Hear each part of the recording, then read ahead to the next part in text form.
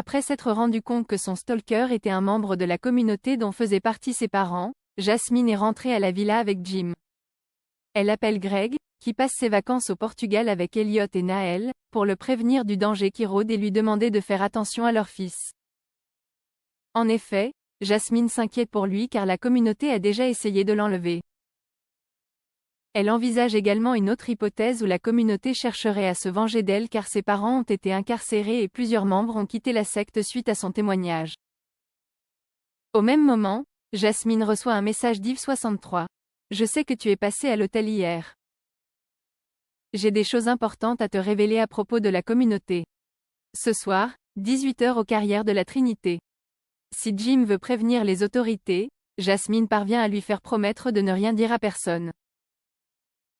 Elle compte se rendre au rendez-vous afin de savoir ce qu'Yves63 a à lui dire, supposant qu'il veut peut-être la mettre en garde sur quelque chose d'important. Pendant ce temps, à la plage, Carla et Bérénice tiennent les paris au sujet de la relation entre Suleiman et Cléo. S'ils couchent ensemble, Bérénice devra s'occuper des pique-niques jusqu'à la fin des vacances, mais si ce n'est pas le cas, ce sera à Carla de s'en occuper. Les jeunes filles interrogent ensuite Suleiman pour connaître la vérité. Face au bluff de Carla, il finit par tout avouer. Bérénice a donc perdu son pari. Mais Suleiman fait toutefois promettre à ses amis de ne rien répéter pour protéger Cléo.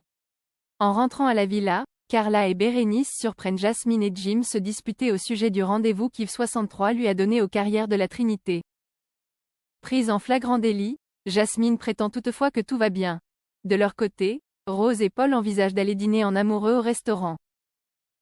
Pendant qu'ils s'occupent de la réservation, Rose rejoint Constance sur les transats. Elle discute de la tenue que Rose compte porter pour son rencard avant d'être interrompue par Carla et Bérénice. Inquiète pour Jasmine, ces dernières les mettent dans la confidence. Rose en informe aussitôt Paul. Ils prennent alors la voiture ensemble pour se rendre aux Carrières de la Trinité. Sur place, Jasmine attend son stalker. Incapable de la laisser seule, Jim finit par la rejoindre. Enfin, le stalker de Jasmine arrive en voiture. Elle le reconnaît rapidement, il s'agit de Fabien Chevel, habillé en tenue de camouflage. Il lui explique qu'il a quitté la communauté depuis 1 an et qu'il était heureux de constater que Jasmine était également épanouie depuis qu'elle en était partie. Il lui fait ensuite promettre de garder pour elle ce qu'il compte lui révéler au sujet de Louise. Mais il déguerpit dès que la voiture de Paul débarque. Sortie du véhicule, Rose se précipite vers Jasmine pour s'assurer qu'elle va bien. La jeune fille lui fait croire qu'elle n'avait jamais vu son interlocuteur auparavant. Dans le parc, Solal retrouve Zoé, Gary et Thelma complètement démotivés suite à leur exercice de la veille où ils se sont tous rendus compte qu'ils n'avaient pas le niveau pour passer le concours de l'Institut. Solal essaye de leur remonter le moral. Il se fait couper l'herbe sous le pied par Gary, qui propose à Thelma de réviser ensemble. Zoé déclare qu'elle va bosser seule de son côté. Comme Solal, elle ne voit pas leur binôme d'un bon œil. Pendant le stage, Gary et Thelma ne cessent de flirter, au grand désespoir de Zoé et Solal. Ce dernier prend Lionel à part et lui suggère de mélanger les binômes de temps en temps.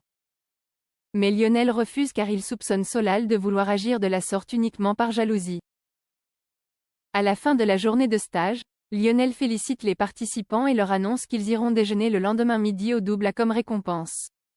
Il précise néanmoins qu'il s'agit d'un exercice, en effet, ils vont vivre l'expérience qu'ils feront vivre un jour à leurs clients.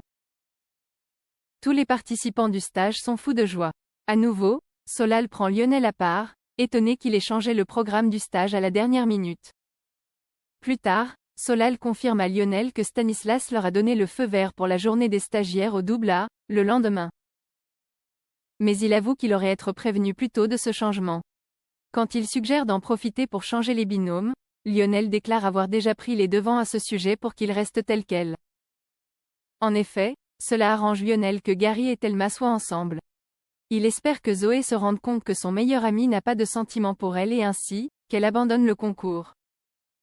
Solal désapprouve totalement la stratégie de Lionel. Olivia passe en cuisine en plein service et constate qu'Anaïs est complètement sous l'eau.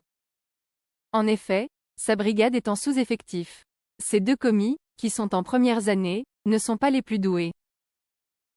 Anaïs a beau essayer de recruter du monde, cela n'a rien donné. Pour remédier à cette situation, Olivia en parle avec le roi et Antoine. Elle remarque bien vite les tensions qui explosent entre les deux hommes au caractère opposé. L'un étant soucieux des règles, l'autre non. Comme ils campent chacun sur leur position, Olivia les recadre pour qu'ils trouvent une solution. Plus tard, le roi se prélasse au soleil à la terrasse du double en compagnie d'Alice. Elle déclare qu'elle le trouve surprenant car son comportement oisif ne correspond pas à la description du chef aventurier qu'on lui avait faite de lui. Au même moment, Olivia les rejoint, annonçant avoir trouvé une solution pour aider Anaïs, travailler en tant que commis à ses côtés. Le roi accepte à condition qu'Alice le fasse aussi. Celle-ci n'y voit pas d'inconvénient. En fin de journée, Antoine croise Olivia dans un couloir et la félicite pour la solution qu'elle a trouvée concernant le double A. Il se moque d'ailleurs de le roi qui va devoir prendre sur lui pour obéir aux ordres d'une chef plus jeune que lui. Olivia précise alors qu'Antoine est également requis en cuisine. Pour éviter qu'elle se dégonfle, elle pique son ego en soulignant que le roi n'a pas hésité à accepter.